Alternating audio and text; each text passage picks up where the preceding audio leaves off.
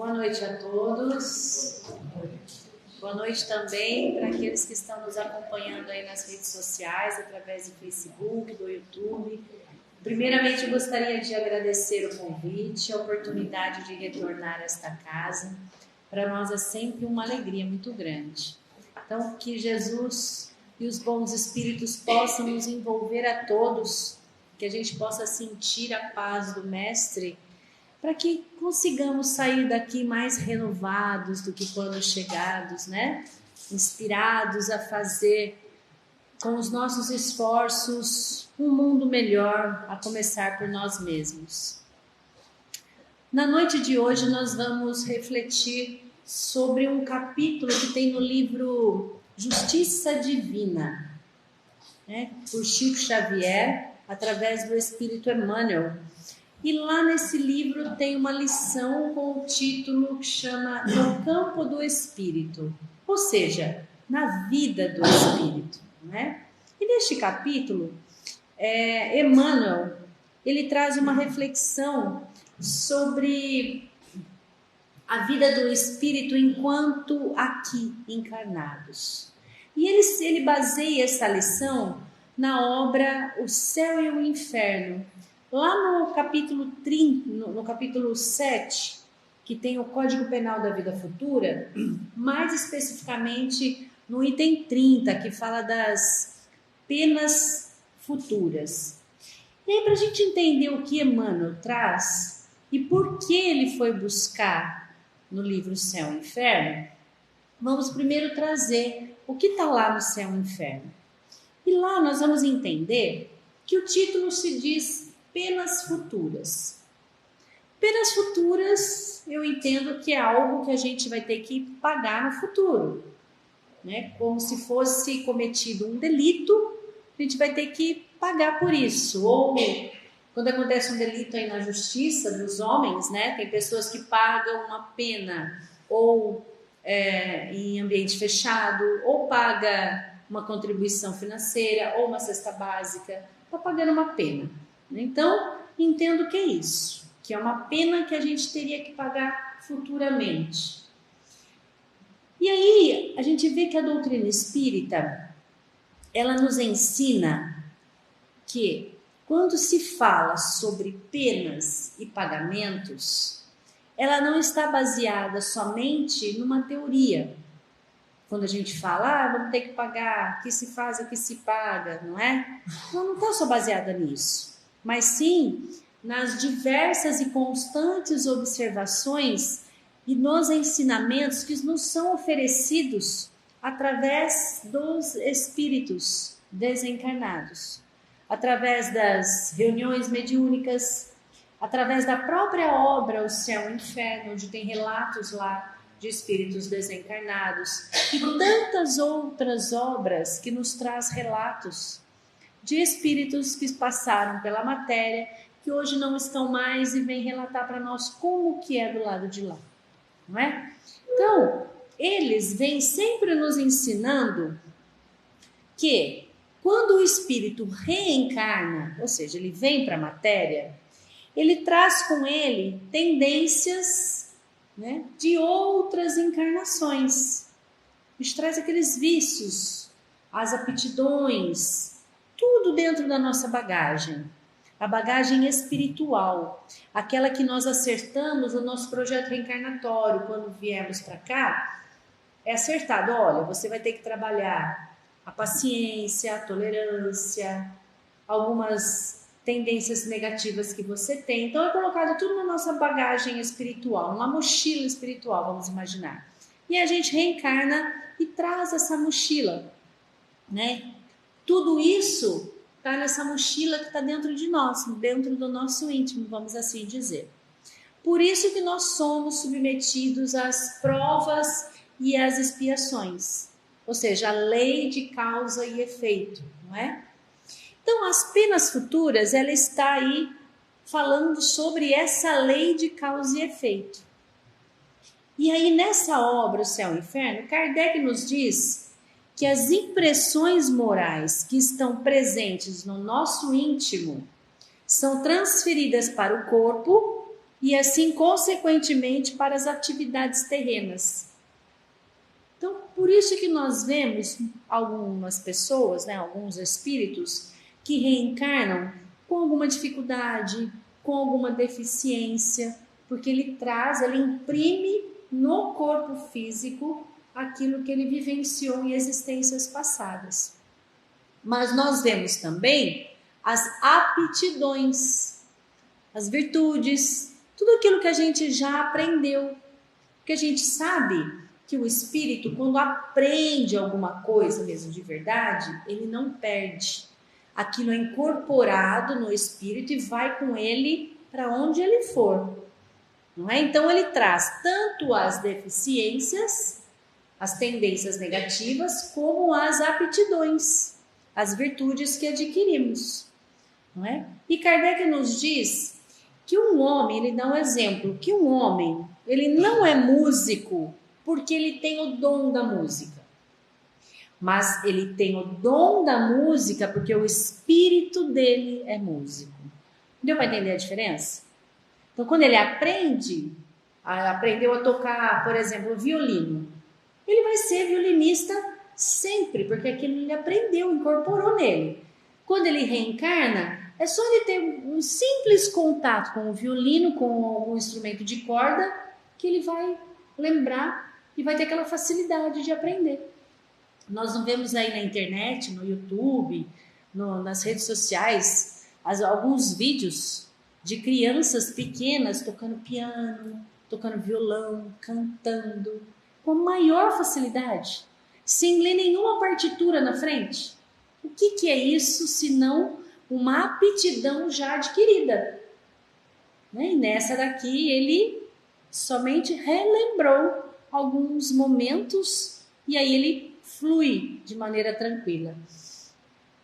Então Kardec nos fala que o espírito é assim, artesão do seu próprio corpo, que molda, assim por dizer, para adaptá-lo às suas necessidades e às manifestações das suas tendências.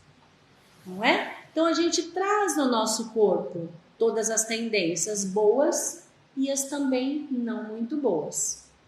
Mas no que diz respeito às atitudes morais de um espírito encarnado, isso é o reflexo do grau de adiantamento do espírito, mais ou menos evoluído, né? De acordo com o seu estágio evolutivo. Então, é possível moldar, além do corpo, o pensamento, as emoções e o raciocínio, diz Kardec. E nós vemos que a lei, ela nos ensina que todo princípio inteligente gera um efeito inteligente, não é? Então, se nós, espíritos encarnados, estivermos dispostos a nos responsabilizar pelas nossas atitudes, buscando domar essas nossas imperfeições que nós trazemos, nós vamos ter as nossas penas futuras amenizadas. Que a gente já vai estar aqui trabalhando no campo do espírito, ou seja, na vida do espírito, já vamos estar trabalhando essas imperfeições que nós necessitamos desenvolvê-la, liquidá-la, né? Então, só vai haver pena futura se eventualmente nós, né, aquele espírito que é menos evoluído moralmente, insistir nos mesmos erros, né? Cometer os mesmos erros, os mesmos equívocos. Aí vai ter uma pena futura um pouco mais agravada. Por isso que nós estamos aqui no mundo de expiações e provas, para valer o efeito das nossas imperfeições, certo? E como que é possível, então, diminuir as provas e as penas futuras? Como que nós podemos fazer isso? Através do bom uso do livre-arbítrio, das boas escolhas, porque nós sabemos que Deus não pune, Deus não castiga ninguém. Todo sofrimento advém de uma falta cometida e não da vontade de Deus. Deus nos impõe a vida para progredir, e não para sofrer. Isso é da lei, não é? Eu posso negá-la ou não. A lei, ela existe. A lei de causa e efeito é uma lei natural. Da mesma forma que as leis morais também são leis naturais. Por isso que a lei de Deus está escrita onde? Na nossa consciência. Nós próprios aqui julgamos e sentenciamos as nossas atitudes. Não tem um Deus que vai falar, olha, você fez isso, está errado, vai lá e faz de novo, ou vai lá, agora você vai sofrer. Não. O nosso Deus, ele é justo e bom. Né? Esse Deus punitivo era o Deus de Moisés. Está bem diferente do nosso Deus, que foi a segunda revelação que Jesus nos trouxe, né? Um Deus justo e bom. Então, ninguém encarna para sofrer. A gente encarna e sofre, mas não encarna para sofrer. A gente encarna para progredir. E como o espírito ele possui o livre-arbítrio, ele é responsabilizado da maneira proporcional às suas atitudes, à sua inteligência. E aí, pelo desenvolvimento da inteligência, que é possível depurar moralmente, ou seja, diminuir as penas futuras. Então, é agir com inteligência, colocar o livre-arbítrio de uma maneira inteligente, que não nos prejudique e não prejudique os demais. Com isso, nos auxilie para que a gente saia da inércia, da ignorância moral, né? E aí, por isso que Emmanuel coloca neste capítulo, no primeiro parágrafo, ele usa o capítulo do céu e inferno como título das penas futuras. E ele afirma que todos nós temos um propósito na vida. Todos nós temos uma verdadeira vontade de conectar com a espiritualidade, não é? De nos elevarmos moralmente de alguma forma. Mas ele fala, entretanto, quando nos deparamos com a luta do dia a dia, que é comum a todos nós, né? Nesse mundo em que vivemos, quando ele fala que no próprio lar, onde nós temos lá aqueles que mais nós amamos, que nega o nosso entendimento, onde nós podemos também observar muitas vezes a queda dos nossos melhores companheiros, que te serviam de ajuda para a elevação. É onde também nós somos caluniados, tendo muitas vezes nossas mãos limpas. Onde também vemos amigos queridos suspeitarem de nós próprios. E aí nós percebemos que as nossas mais belas palavras foi indiferente. Aquele que caminha conosco, do qual nós recebemos o desprezo em troca de amor. Emmanuel nos esclarece que todos esses problemas que passamos no nosso dia a dia, ou seja, no campo do espírito, são desafios da vida a te pedirem trabalho. Sabe aquele trabalho íntimo? Aquela tão falada mensagem que a gente ouve sempre na casa espírita? A reforma íntima, a transformação íntima, o aperfeiçoamento moral. É esse trabalho de que Emmanuel pede. Quando todos esses desafios da vida vêm, nos pede esse trabalho. Olhar para dentro de nós e buscar uma mudança íntima. A te proporcionar aí momentos para a sua elevação. E ele nos afirma, seja qual for a dificuldade, não acuse, e também não desanime. Porque no campo do espírito, ou seja, na vida do espírito, no meio em que você está, a injúria, ou seja, a ofensa, é lodo verbal. A queixa é semente morta. Reclamação é fuga. Então, se nós estamos passando por esses desafios na vida, não reclamemos de ninguém. Porque cada pessoa é o que é. E não será acusando ou reclamando que nós vamos conseguir auxiliar alguém. Até porque a gente sabe que não existe vítima, não é? Não existe injustiça. Tudo tem uma razão de ser. Então, se nós pararmos para analisar, tudo que nos acontece é consequência do plantio que fizemos lá atrás, em existências anteriores, ou ainda nesta existência, como está lá no capítulo 5 do Evangelho, causas atuais das aflições, não é? Então, não reclamemos da vida, porque se nós estamos aqui é porque nós merecemos estar. E além disso, é um privilégio estar encarnado. Nós estamos no nosso planeta Terra, em torno de 8 bilhões de encarnados. Já estamos chegando em 8 bilhões. No mundo espiritual tem 3 vezes mais querendo reencarnar. Então tem 24 bilhões de espíritos querendo reencarnar e não conseguem ainda. Né? Porque tem uma fila muito grande. E nós aqui, às vezes, reclamando de viver. Então, é um privilégio para nós estarmos aqui. Então, cada um vai colher exatamente aquilo que plantou. Né? Ele fala também para nós não reclamarmos do clima.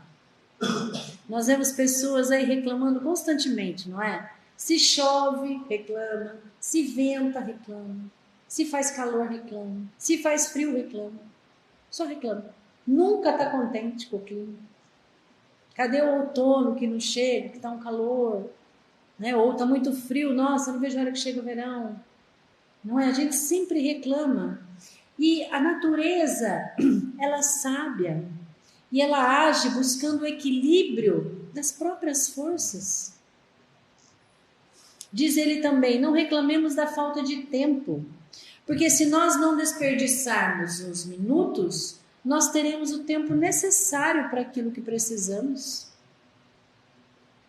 Emmanuel nos diz que nós precisamos usar o tempo para cumprir os nossos deveres. Mas aqui ele está falando deveres. E muitas vezes a gente quer cumprir os nossos desejos, não é? Então vamos pensar um pouquinho como que a gente está usando o nosso tempo para cumprir o que devemos ou para alimentar ou nos distrair daquilo que desejamos. Vamos pensar. Ele diz também, não reclamemos do que temos por fazer. Ele diz que amor e alegria são ingredientes indispensáveis ao sucesso de qualquer atividade. Então, não reclamemos excessivamente das coisas que temos por fazer ou de si próprio, porque autocondenar-se ele pode ser tão prejudicial, tão nocivo quanto autoelogiar-se. Né? Sempre que nós observarmos em nós qualquer tendência à reclamação, seja qual for, né, que ultrapassa aí os limites da caridade, do bom senso, que nós possamos pedir a Deus, através da prece, que nos esclareça, né, que nos faça enxergar e reconhecer o nosso lugar, para que a gente tenha a humildade de reconhecer o nosso lugar e sermos gratos pela oportunidade que temos de estar aqui. Emmanuel também diz que censura é ponta de espinho, ou seja, é uma espetada, né, quando a gente censura alguma coisa. E ele diz que a única censura que deveríamos fazer é das nossas próprias imperfeições. Se nós censurássemos menos e trabalhássemos mais em obras de ação social, nós teríamos menos tempo de ficar olhando o que o outro está fazendo para censurar qualquer atitude. E aí a gente até poderia pensar, não é? Se fosse eu no lugar daquela pessoa que às vezes eu estou censurando, será que eu fazia igual, melhor ou pior? Temos que pensar antes de censurar. Ele fala também que melindre é praga destruidora. Na maioria das vezes nós vemos aí pessoas melindradas e elas mostram o orgulho ferido ali naquele momento. a insegurança pessoal, a baixa autoestima. Então, a melhor maneira de combater o melindre é exercitarmos a autocrítica, ou seja, essa análise de olhar para dentro de nós e perguntar: por que eu me melindro com certas atitudes das pessoas? Ou quando me chamam a atenção, ou quando não fazem o que eu peço, por que eu me melindro? Nós temos que refletir sobre isso, sobre as nossas atitudes. Ele fala também que irritação é tempo perdido. Quantas situações nós vemos de pessoas irritadas que nós conhecemos, até mesmo nós mesmos nos irritamos com qualquer coisa, não é? E o irritado, ele perde completamente a razão. Quando os problemas se acumulam, pede socorro através da prece, mesmo que seja aí por um instante, né? Se recolha a um espaço, vai a um banheiro, a um cantinho no local de trabalho, faz uma prece, né? Pede para que os benfeitores possam auxiliar, para que a gente consiga ter condições e inteligência de poder resolver aquilo que nos deixou irritado. Porque na oração nós vamos encontrar aí de novo a tranquilidade necessária para a gente poder rearticular as próprias forças, as próprias ideias e aí seguir no restante do nosso percurso com mais calma. Ele fala também que ideal inoperante é água parada. E aí o que acontece quando a água está parada numa lagoa? Ela começa a cheirar mal, né? Ela apodrece. E o nosso corpo é 70% de água. Ou seja, se nós temos um ideal e não fazemos nada, estamos esperando acontecer, se nós ficarmos parados, nós vamos adoecer. Então não adianta ter um ideal na vida se nós não colocarmos o atributo da vontade em ação. Não é? Ele fala também que ninguém avança em nada na vida sem movimento. Novamente, não é parado, estacionado, né, ou vivendo em uma ilha deserta que nós vamos desenvolver as nossas virtudes. Nós precisamos do movimento em direção ao outro, nos relacionarmos. É dessa forma, aprendendo a amar, aprendendo a conviver, a compartilhar, que nós vamos conseguir desenvolver essas virtudes que estão na nossa mochila espiritual, que nós viemos para trabalhar.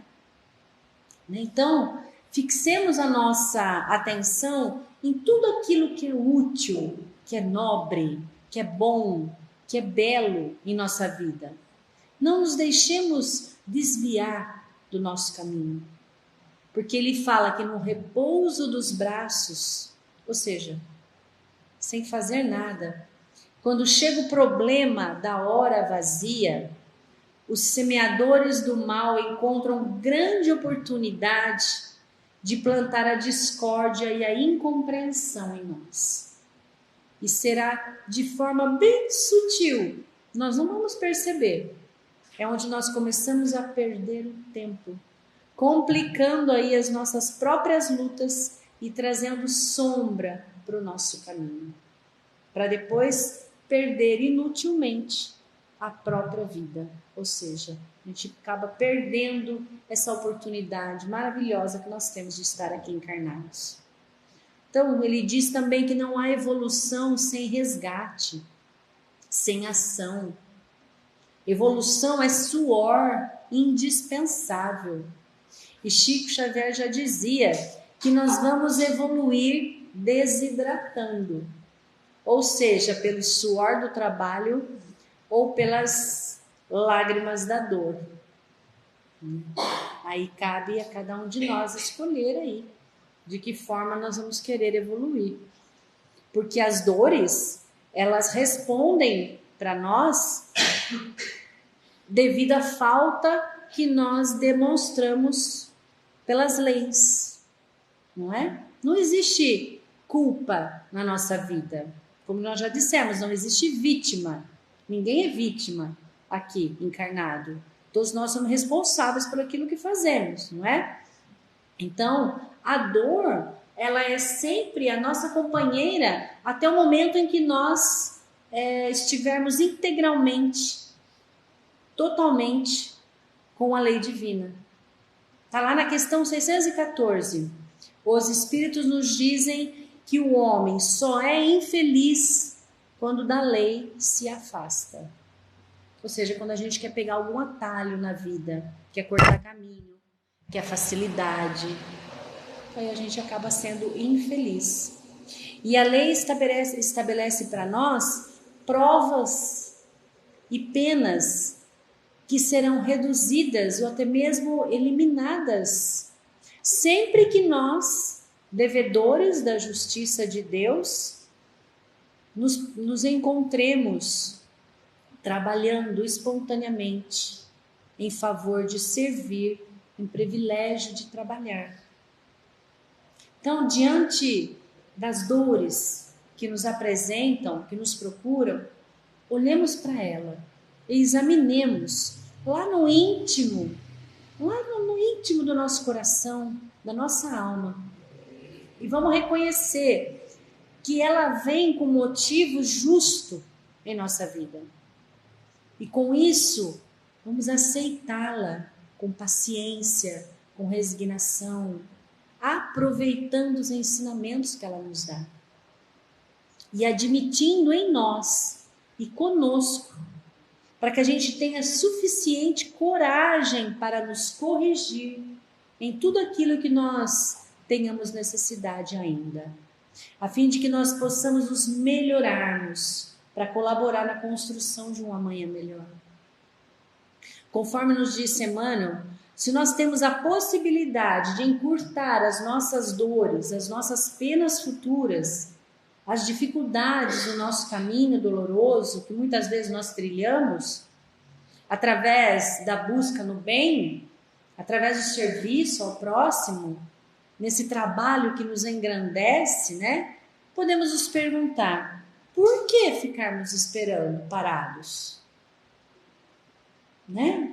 Como diz aí muitas pessoas, na próxima eu faço, na próxima eu mudo, tá tão bom assim, na próxima eu resolvo isso. Né? Ou ficar aí parado como um barco à deriva, deixa o vento levar. Ou senão como a música do Zeca Pagodinho, né? Deixa a vida me levar, a vida leva eu. Não é? A gente tem que pensar nisso. Por que eu vou ficar assim se eu tenho o privilégio de estar aqui? Se o tempo aqui é curto. Se tem aí 24 bilhões de espíritos querendo reencarnar e eu tenho essa oportunidade. Se eu posso diminuir as minhas penas futuras. Como é que eu vou ficar parado esperando que situações aconteçam na nossa vida? Atitudes iguais, resultados iguais. Não existe atitude igual, resultado diferente. A gente tem que mudar as nossas atitudes, não é? Como diz um relato de Bezerra de Menezes, lá no livro Momentos de Ouro, Bezerra de Menezes estava em uma reunião mediúnica, ele desencarnado, falando através de um médium, e um trabalhador da reunião mediúnica, já era a última mensagem da reunião, Bezerra estava trazendo mensagens de consolação, de conforto a todos aqueles trabalhadores ali, e um dos trabalhadores interrompe Bezerra de Menezes e fala para ele: Bezerra, eu não concordo com tanta máscara no movimento espírita. Estou cansado de hipocrisia. Eu falo contra mim mesmo, diz ele. Perdão. Por acaso, posso dizer-me espírita cristão? Eu vejo-me aí tomado pelo egoísmo, pela intolerância, pela avareza, pelo ciúme. Cometo aí desatenções, equívocos. Me reconheço frequentemente caindo na maledicência, na cobiça. Ainda não venci a desconfiança, nem a propensão de me melindrar.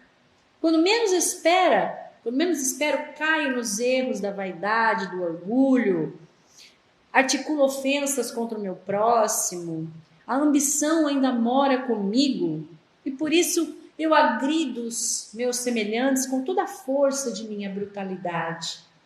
A crítica, o desrespeito, a maldade, a imperfeição me seguem constantemente. Posso declarar-me espírita com tantos defeitos? E aí, o venerável orientador espiritual, Bezerra, responde a ele: eu também, meu amigo, ainda estou em meio a todas essas mazelas e sou espírita cristão. Mas como assim? Disse ele. Perfeitamente, disse Bezerra. Todas essas qualidades negativas ainda me acompanham.